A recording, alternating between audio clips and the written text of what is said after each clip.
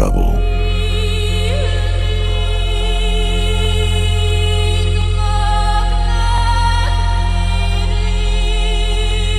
Petri dish boil and Petri dish bubble. Let's see. Massive global economic failure. More so here, less so there. Counterpointed with continuing revelations of massive financial malfeasance by the major players. Check.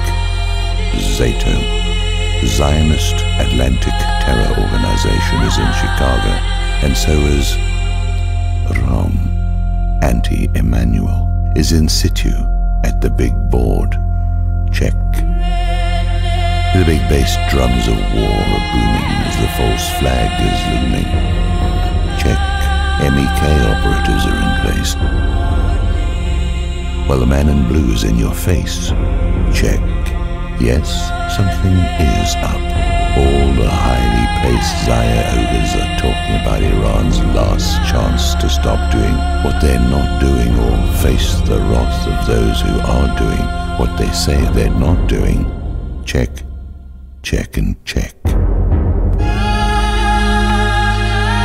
Same-sex mate.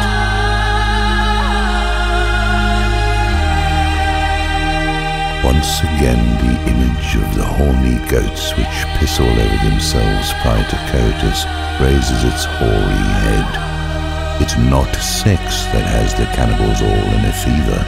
It's the smell of blood. They want it so bad that they literally can taste it. These prehistoric sharks in the water, these bipedal piranha, tearing, rending and burning. Yes, precious. That's what they likes.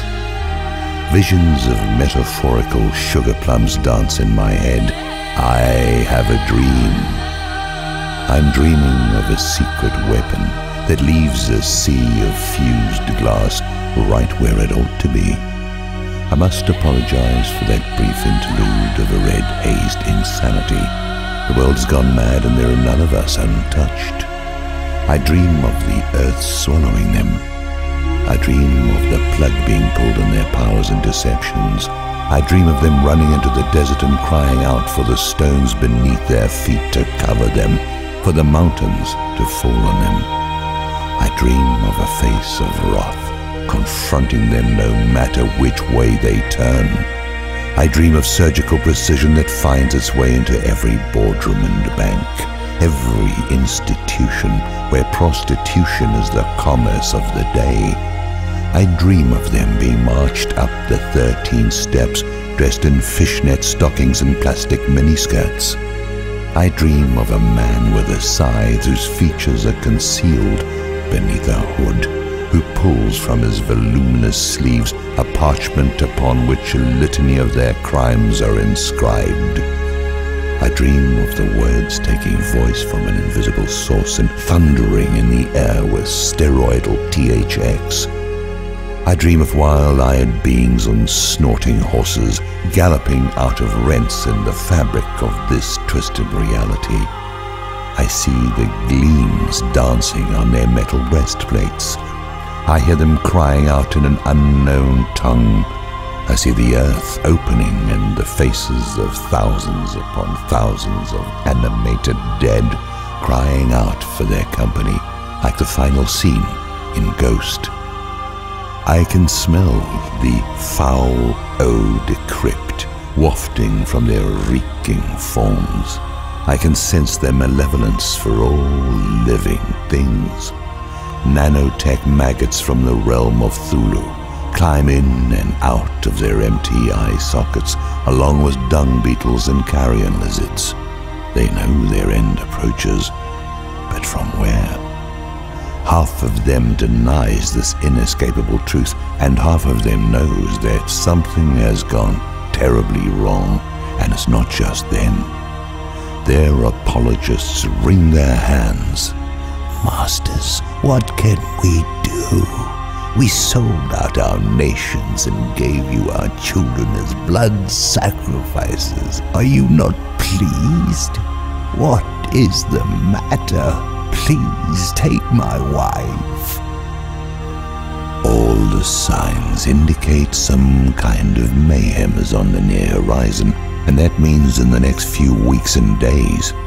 I suppose this all deserves a kind of bent-out-of-shape admiration. They just keep on keeping on, killing, stealing, and raping household pets. If there's something nasty and infernal that they can get up to, they are already working on it. There's something sexual in it all.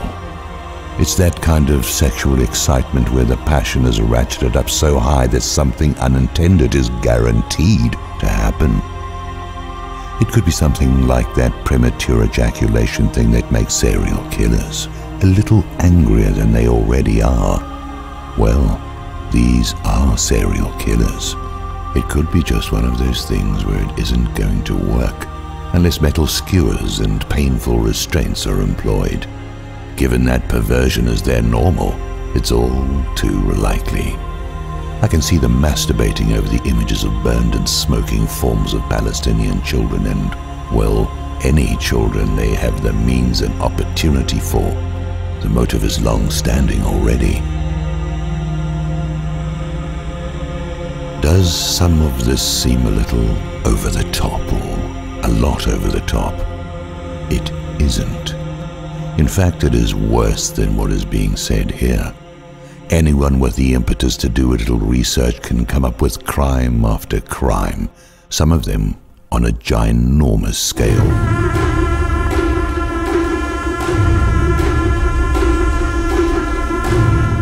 The body of evidence covers more square acreage than the AIDS quilt. Only a very few people are saying anything about it because those in a position to reach a wider audience do not have the necessary confirmation that someone has their back.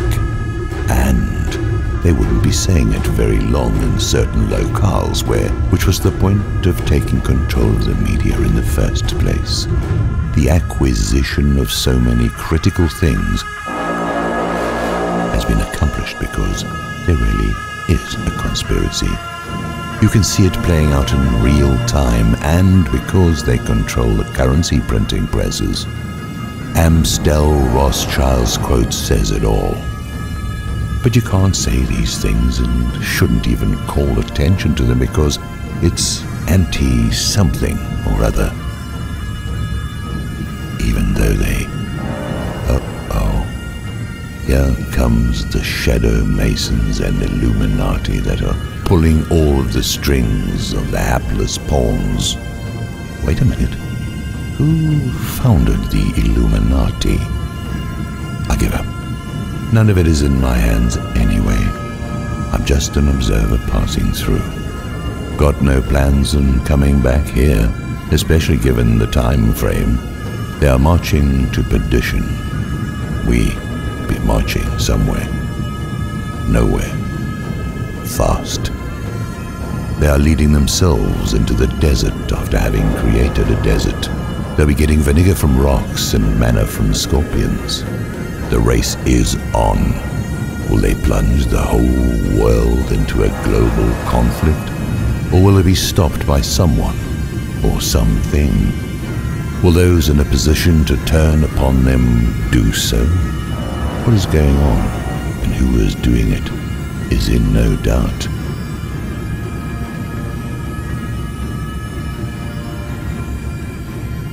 I can hear the sighs from the Kumbaya crowd.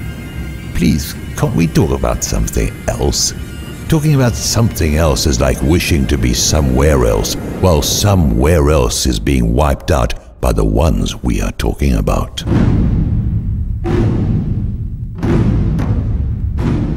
It must be nice and convenient for the New Age crowd in their solid awareness of Advaita. You can walk around in your fantasy landscapes, unified with everything and money in the bank. No one on that circuit talks about these things because they won't let them on the circuit.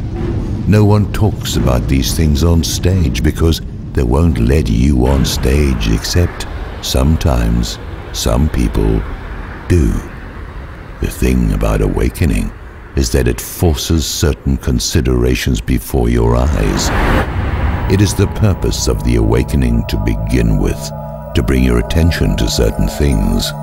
This is another reason for that race against time.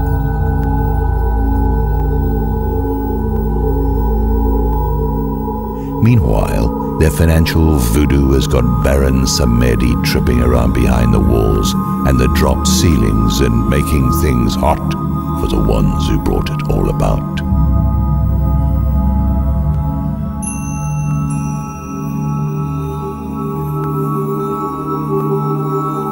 What's going on behind the scenes is way more dramatic than what is happening in front of you. There's a force loose in the moment that is pulling levers and pushing buttons that vested interests don't want pulled or pushed. There's a joker in the deck, and the joker works for the big dealer who owns the house that we play cards in.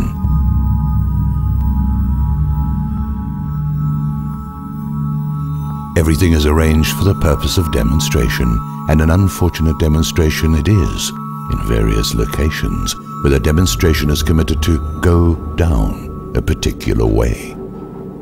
About now, the finger pointing is going to start in earnest. Sewer rats are scrambling all over the place, trying to squeeze just a little more out of the system before they hightail it out of town. They're in the position of a monkey with his hands in the vase, holding on to the avocado or mango that he wants and can't let loose of. In the apocalypse, there is a point where things begin to speed up and the curve of descent becomes much sharper. There is where we are. Things can be held together with chewing gum and duct tape for only so long. Sooner or later, the whole stinking mess comes apart. Unnoticed by many, a new world is emerging for the purpose of continuance. In those cases where continuing is in the cards. If there were an Ides of May, we would be entering them now. The next 3 weeks should see the world transformed in all kinds of ways. I'm no prophet and there's no great matter. Still, I must say that the multiplicity of signs are pretty intense. That little Kadima maneuver certainly smacks of a sooner rather than later timetable. Of course, the longer you wait, the better defensed are the people you are intending to destroy for no legitimate reason. Then again, I am certain there are things the aggressors don't know. Oh, there are a whole lot of things they don't know, and there's all the scurrying around in haste, as if so many things had to get done real soon. Something to think about when you're alone in your room.